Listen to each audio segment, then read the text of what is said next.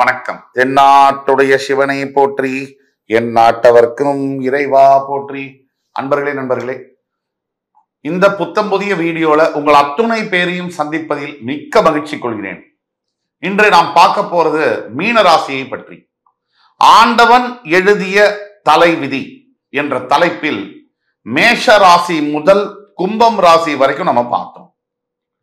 இந்த தொகுப்பு, இந்த ஆண்டவன் எழுதிய தலைவிதி, இந்த தொகுப்புக்கு 11 ராசிகளை நம்ம பேசி முடிச்சிட்டோம். சில ராசிகள் ஒரே பாகமாக பேசியிருக்கோம், சில ராசிகள் பாகம் 1 பாகம் 2 அப்படி பேசியிருக்கோம். மகர ராசியை பொறுத்த வரைக்கும் 3 பாகங்களாக சிறப்பு தொகுப்பாக பேசியிருக்கோம். அந்த வரிசையில் இன்னைக்கு நம்ம பேச போறது மீன ராசி. ஒவ்வொரு மனிதனுக்கும் ஒவ்வொரு தலைவிதி என்பது உண்டு. அதாவது வாழ்க்கையில என்னதான் நம்ம முயற்சி செய்தாலும், என்னதான் நம்ம செய்தாலும் சிலது நடக்குது, சிலது நடக்காம போகுது. இதற்கு என்ன காரணம்? ஒவ்வொரு ராசியினருக்கும் தனிப்பட்ட குணாதிசயங்கள், பிறப்பு ரகசியம், ஒவ்வொரு நட்சத்திரத்திற்கும், ஏன் நட்சத்திரத்தில் இருக்கக்கூடிய பாதங்களுக்கும் அதற்கு தாண்டியும் கூட இருக்கிறது கடவுளுடைய சூட்சமம். ஆக மீனராசிக்கு இந்த வீடியோவை வழங்கல நாங்க ரொம்ப மிக்க மகிழ்ச்சி பெறுகிறோம். ஆனா யார் யார் மீனராசி இந்த வீடியோவை பார்த்துட்டு இருக்கீங்களோ, நீங்க உங்களுடைய ஃப்ரெண்ட்ஸ், ஃபேமிலிஸ் அண்ட் ரிலேட்டிவ்ஸ்ல யார் யார் மீனராசி இருக்காங்களோ, தயவு கூர்ந்து இந்த வீடியோவை அவங்களுக்கு ஃபார்வர்ட் செய்து ஷேர் பண்ணுங்க.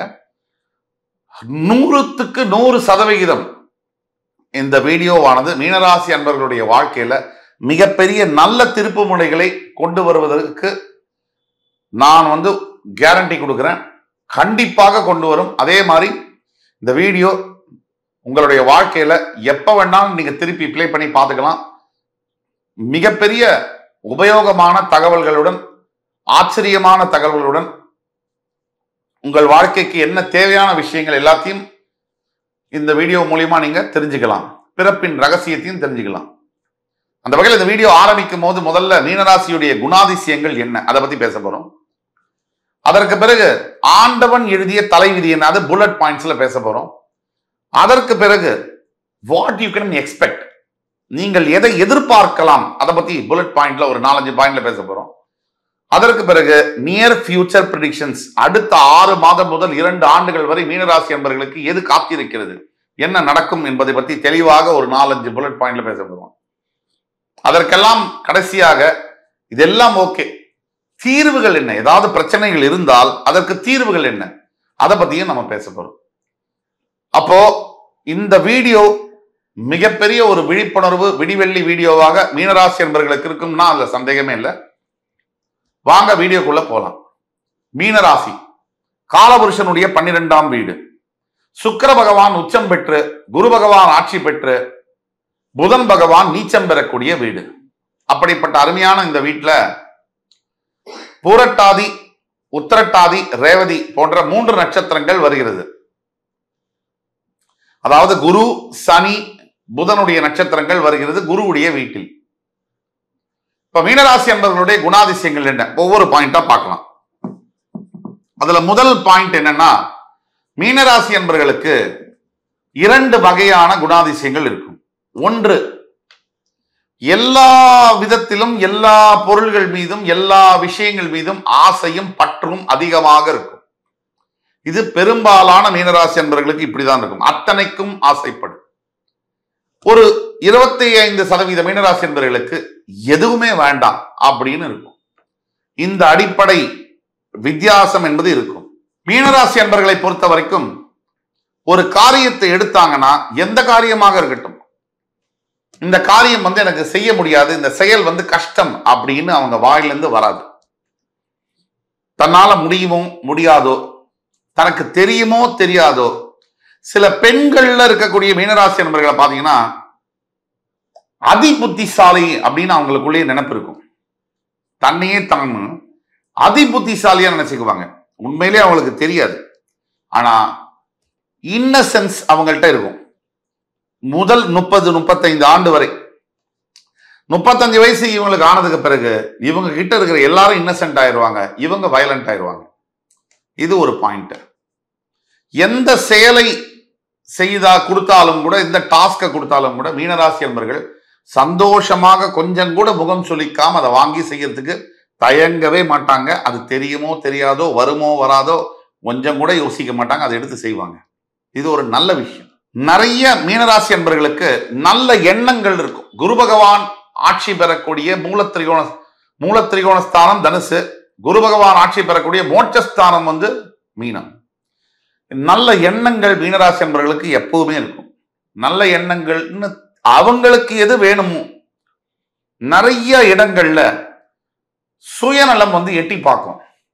அடுத்தவங்க என்ன சொல்றாங்க, அவங்களுடைய பெர்ஸ்பெக்டிவ் என்ன அப்படிங்கிறத பத்தி முக்கியமா ஃபீமேல் மீனராசிகள் கொஞ்சம் கூட யோசிக்கவே மாட்டாங்க. ஆம்பளை மீனராசிகள் எப்படின்னா நெளிஞ்சு சுழிஞ்சு வளைஞ்சு யார்கிட்டயும் மாட்டிக்காம வாழணுங்கிறதுலயே மும்முரமா இருப்பாங்க. நேரம் நின்று கம்பீரமா இப்படி வாடா அப்படின்னு அந்த மாதிரி இருக்க மாட்டாங்க. ஆண் மீனராசி ஆப்ரேட் பண்றதும் தெரியாது, வாழ்றதும் தெரியாது, எழுந்துக்கிறது, தூங்குறது, பேசுறது எதுவுமே தெரியாது, வளைஞ்சு நெளிஞ்சு போகக்கூடிய தன்மை உடையவர்களாக இருப்பார்கள். இப்ப படிப்பு அப்படின்னு எடுத்துக்கிட்டோம்னா பொதுவா மீனராசி என்பவர்களுக்கு நான் சொன்ன மாதிரி படிப்பின் மீது அதிகமாக ஆர்வம் இருக்கும். ஆனா படிப்பு வராது. பெரும்பாலான மீனராசி என்பவர்களுக்கு படிப்பு வரக்கூடிய மீனராசி என்பவர்களுக்கு கலைகள் மீது நாட்டம் அதிகமாக இருக்கும். படிப்பு இல்லாதவர்களுக்கும் படிப்பு இருக்கிறவர்களுக்கும் கலைகள் மீது நாட்டம் அதிகமாக இருக்கும். கலைனா சங்கீதம், பாட்டு, 64 கலைகள், வில் வித்தை, எதுவா வேணா இருக்கலாம், விளையாட்டுத்துறை, இந்த கலைகள் மீது அதிகமாக ஒரு ஈடுபாடு, என்டர்டைன்மெண்ட், சினிமா துறை எல்லாத்துக்கும் மேல நாட்டம் இருக்கும். இது மீனராசியுடைய இயல்பு. இன்னொரு இயல்பு, மூன்றாவது பாயிண்ட், குணாதிசயங்கள்ல அனைத்து மீனராசி என்பர்கள் 100% எக்ஸ்ட்ரா சென்சிட்டிவா இருப்பாங்க, இமேஜினேட்டிவா இருப்பாங்க, ஃபேசினேட்டிவா இருப்பாங்க. ஒரு இமேஜினேட்டிவ் கற்பனை உலகத்தில் வாழ்பவர்களாக இருப்பார்கள். ரியாலிட்டிக்கு கொஞ்சம் விலகி இருப்பாங்க. எல்லா மீனராசிக்காரர்கள் அல்ல, 99% மீனராசிக்காரர்கள் இப்படிதான் இருப்பாங்க. நான்காவது குணாதிசயம், பெரும்பாலான மீனராசி அன்பர்களுக்கு, எஸ்பெஷலி பெண் மீனராசி அன்பர்களுக்கு இள வயதில் தன் தந்தையை விட்டு பிரிந்து வாழக்கூடிய சிங்கிள் பேரண்ட் அப்ரிங்கிங்காகவோ அல்லது தந்தையவே இழக்கக்கூடிய தன்மை என்பது பெண் மீனராசி என்பவர்களுக்கு இளம் வயதிலேயே வருகிறது. ஒரு 5-6 வயசுக்குள்ள அப்பாவை பிரியக்கூடிய யோகம். ஒன்னு டைவர்ஸ் ஆகி பிரியறதோ அல்லது அப்பாவுடைய அரவணைப்பு, அன்பு இதெல்லாம் கிடைக்காத போய் அப்பாவே கூட சில சமயம் உயிர் மரணிக்கக்கூடிய அளவில் கூட இருக்கக்கூடியது மீனராசி பெண்களுடைய ஒரு விதமான சமாச்சாரம். இது ஒரு விதி. ஐந்தாவது குணாதிசயம் என்னன்னா, மீனராசி பெண்களுக்கு ஆரம்பத்துல ரொம்ப பியூனியா இவர் இந்த பூனையும் பால் குடிக்குமா அப்படின்னு தான் இருப்பாங்க. இது ஆணாக இருக்கட்டும் பெண்ணாக இருக்கட்டும். எஸ்பெஷலி பெண் மீனராசி என்பர்கள் திருமணத்திற்கு பிறகு ஒரு 5 ஆண்டு 10 ஆண்டுக்கு பிறகு சட்டுன்னு ஒரு விஸ்வரூபம் எடுப்பாங்க. அந்த விஸ்வரூபம் என்பது கல்கட்டா காளியை விட, ஒரு துர்கா தேவியை விட பயங்கரமான விஸ்வரூபமா இருக்கும். அதை தாங்குகின்ற சக்தி என்பது பல ஆண்களுக்கு இருக்காது. இது ஒரு விதி.